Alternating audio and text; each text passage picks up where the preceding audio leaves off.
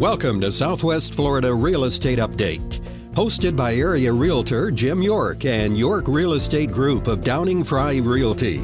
Our show will bring you the most up-to-date information about the local real estate market, featuring leading experts in the real estate field. Hi, I'm Morgan York with York Real Estate Group, and welcome to Southwest Florida Real Estate Update. Today we have our host Jim York and his guest Chris Mitchell, owner of Brightway Insurance. Thank you, Morgan, for the introduction. Chris, again, thank you for coming back on our show this year. Just why don't you give our viewers a little bit of background about yourself? Okay. My name is Chris Mitchell. My wife and I, Kim, actually moved to Southwest Florida about 11 years ago in 2004 from Chicago. Decided to move away from the winters. And I opened a Brightway insurance agency several years ago. And we are just an independent agency that writes multiple lines of insurance outside of health. And how many different lines, carriers do you offer? We have the ability to write with over 100 carriers. Okay. Chris, I know today we're here to talk about the new flood insurance laws that are being implemented April 1st, right? Mm-hmm. So maybe you could at least touch base on what effects it's going to have on the consumer with the new rates. Okay. Maybe first, step us through what they started with and had to work through to get to this passed. Okay. Well, in 2012, most folks may be aware, may not be aware that flood is controlled by FEMA, That's right. Which is part of the U.S. government. And they have created what's called a National Flood Insurance Program. And in 2012, Congress passed the Bigger Waters Act. And the intention of that act was to eliminate subsidized policies, because there are a lot of people with flood insurance where their rates are not where they should be. And so other folks are also sort of paying more into the program than they should be. So the intent of that act in 2012 was to eliminate those. What they found was, when it passed, was that it changed that so abruptly that the rates were going up dramatically in our area specifically. And so much so that it was causing issues with lenders, home closings, people that own their current homes, that they realized that they had to roll back and do this a little different method. So as of April 1st, 2015, what's happening is there's the Homeowners Flood Insurance Affordability Act, which has made several changes. And the intent, there's several things that it passed, but one of its main intentions was to phase back in some of the subsidies. In other words, the flood policies that are being subsidized slowly increase their rates, while at the same time, different sort of method to get themselves correctly funded, because the National Flood Insurance Program is very underfunded at this point. It's, I think, $24 billion it was when they started this, right? Yes, dramatically. And then they had big increases, didn't they? And that's one of the reasons why they passed this law. Yeah, one of the main things that they did in this new law is what's called, it's an annual surcharge. Right. And it affects most in our area, because in Collier and Lee County, we're a fairly seasonal location. So a lot of people here maybe come down for a few months a year and they leave. One of the main things in this new Flood Insurance Affordability Act that is now being rolled out is the surcharge is based on how much you're in your home. And the key factor is, are you there 51% of the year? If you are there 51% of the year, the surcharge is $25. If you are there less than 51% of the year, it's a much more significant surcharge. It's $250. And that's just a flat fee? That's a flat fee every year, yes. And that is on top of your premium. And how does this affect? Is this just people that have flood insurance, or is this just across the board? This is only people that carry flood insurance policies, yes. And that is applicable to, regardless of whether it's a home or a condominium or a duplex, or even someone who's renting out a home. Everyone is affected by that surcharge who carries a flood policy. In a big condo unit, would they be carrying flood insurance? Not the individual, but the condo association? Condo associations typically do, but it depends on the flood zone they're in. Okay.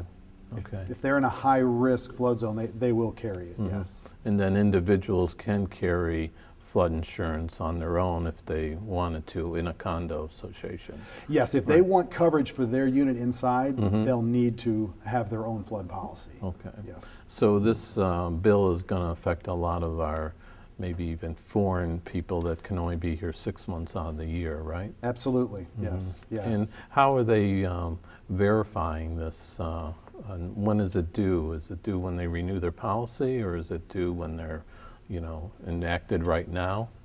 Yeah, what they're doing is several weeks, so it's every policy that's renewing after April 1st is affected by this. So ultimately, every flood policy, is going to have to answer one way or another. So the customers are receiving notices a month out, and they can provide one of two things. There are several forms of identification they can send in, auto insurance or driver's license, proof of title, things like that. But if in lieu of that, the FEMA is also allowing you as a flood policyholder to sign a document stating, yes, this is my primary quote-unquote residence, meaning that I'm there 51% of the time. If you do sign that and send it in, you do not have to send those other forms of identification. Okay, and then that's in good faith. So yes, yeah. If you decide to sign the form, it definitely is in good faith. They're trusting that. So if there is a flood and they aren't there 51% of the time, how do they figure that out? Well, you could run into trouble there because what happens is FEMA's backed by U.S. Treasury funds, and within the law, that they have the ability to actually look at your tax records, to look at your utility bills. So if they feel like you were being dishonest in that, they can go back into your records quite significantly to seek proof for that. Okay. Well, let's go into some other topics here. I think you've covered the flood insurance, and people can call you if they have any other questions, I presume, right? Absolutely. Okay. What are other ways that maybe somebody can save, let's say through insurance if they're down here? Because a lot of people do come from up north, and then they realize our insurance rates are a lot higher down here than up north. So maybe you could just touch on the wind mitigation, how they can save on wind mitigation. Sure. One of the most important things in Florida is a wind mitigation inspection, and of course we're prone to hurricanes here. So basically what this inspection does is it tells the various insurance carriers how resistant your home is to wind damage, and the results of that inspection actually can have a dramatic effect on your home insurance premium. And what happens is you'll have a home inspector that will come over and do this inspection for roughly $100, and he'll check several aspects of the home: the roof shape, how the trusses are nailed, how they are attached, whether you have hurricane shutters or impact glass. And the results of these inspections oftentimes will save you hundreds, thousands of dollars a year on home insurance, because it is quite expensive in Florida due to hurricanes. Okay, and then how recent of one do you have to have? Can you use one that somebody else had done if they purchase a resale home? It all depends on the carrier. Every insurance carrier is a little bit different in the underwriting, but yes, certainly there are carriers that accept that. So if you are a homeowner and you are potentially looking into buying a home, or you're thinking about looking around for insurance, you can use an older wind mitigation in certain circumstances. But if it is a certain carrier that requires a new one in your name, then obviously you would need to get that done. Okay. Well, Chris, we're going to take a little bit of a short break here, and we're going to be back in just 1 minute. Thank you. When picking a realtor, don't just pick anyone. Pick someone with experience. Pick someone with a proven track record. Pick a realtor like Jim York from Downing Fry Realty, the #1 brokerage with the most real estate transactions in the area. My husband and I had very specific ideas about what we wanted in our new home. Jim York was able to help us find the home that was ideal for us. With over 20 years of real estate experience in Southwest Florida, Jim York has negotiated over $200 million in sales contracts. Selecting the right realtor is a critical decision that can earn you thousands when selling or save you thousands when buying. Jim also helped us with a mortgage lender and a good real estate attorney.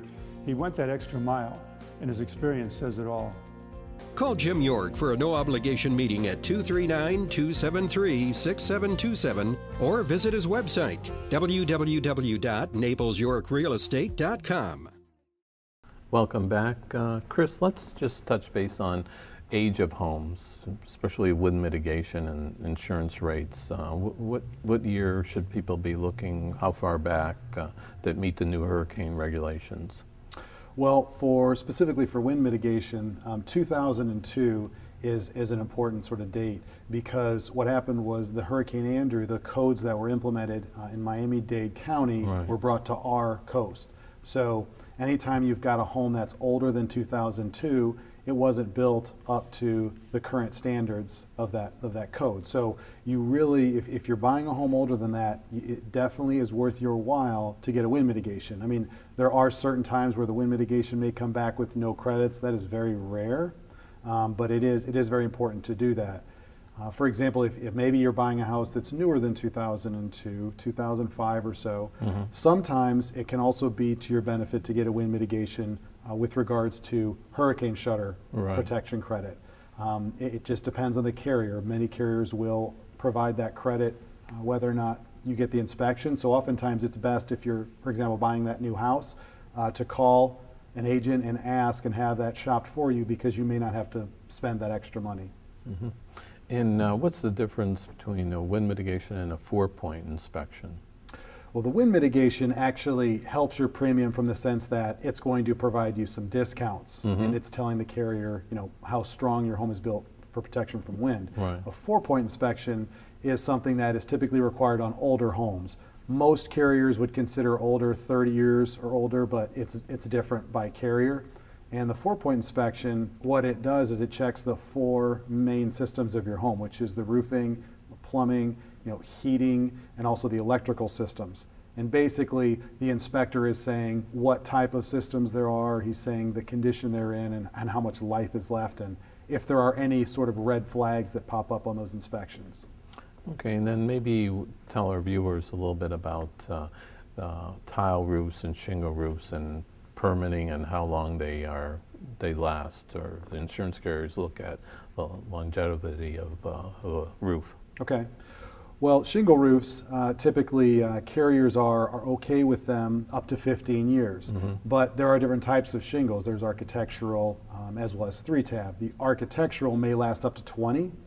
But again, there are different carriers that look upon that differently, in that they'll accept 20 years or older. But typically, once you get above 15 years, you're just limiting your options to a certain extent. With tile roofs, carriers they accept those to older age. Most carriers will accept them to 30 years, and some go up to 40 or more. Metal is similar to tile in that same age restriction sort of falls in place there, because they just are more durable in our heat and rain here in Florida. And somebody's buying a home, and when they do the inspection, and they find out that the shingle roof was replaced, but it wasn't replaced by a licensed contractor or permitted. How does that affect the persons in their insurance rate? Well, one of the credits on a wind mitigation inspection is called the Florida Building Code credit, because by law, roofers are required to pull a permit when they replace a roof. What happened after 2004, when Charley hit, a lot of roofing companies came into the state and were very busy and neglected to pull permits. So in order to get that credit, there has to show that a permit was pulled on file with the county. So if there was none pulled, unfortunately, you as the homeowner would not receive that credit, and it can be fairly substantial, several $100s a year that you are missing out on. Okay, and then lastly here is explain to our viewers the different type of roofs that can affect insurance rates also. Okay. There are 2 main roof shapes in Florida. There's several different ones, but the 2 main ones that we talk about are, there's a hip roof, and then there is an other type of roof. That could be a gable roof or flat, something else. The hip roof is the one that provides you with the discount on your homeowner's policy. And it is a roof that is slanted on all sides. Okay, It comes down to a point on all sides. And what happens, the reason that is it provides you a discount is because when the wind from a hurricane hits it, it will hit and the roof actually funnels it up and it presses the home down, as opposed to if you have, for example, a gable roof where the roof comes to a point and you've got a wall up to that point, that actually is more prone to wind damage in a strong storm. So and most new homes are actually built with hip roofs in our area.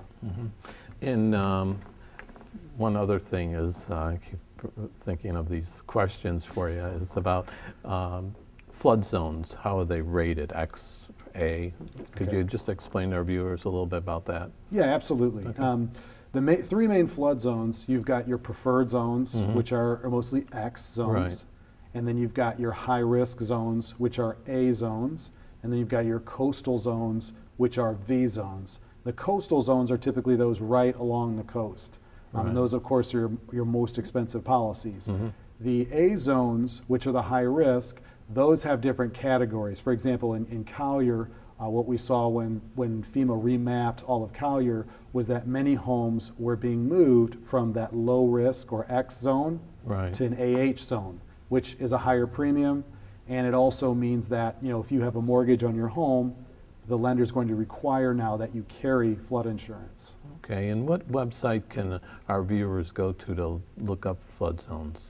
floodsmartgov is a site where you can go there and you can actually plug in the address and the type of property is, whether it's residential or commercial, and they will tell you if it's a moderate to low risk or a high risk property. Okay, and then again, insurance carriers, how are they rated? How do we know that we have a good insurance carrier? Well, there's several things that you should take into account when you look at your insurance carrier. There are a couple different rating systems that are used. One is AM Best and one is Demotech. And you can go to those websites and look up the carriers. And now, not all carriers are AM Best. In fact, very few are rated AM Best in Florida. So it's most likely when you look up your insurance carrier that they're going to be on Demotech.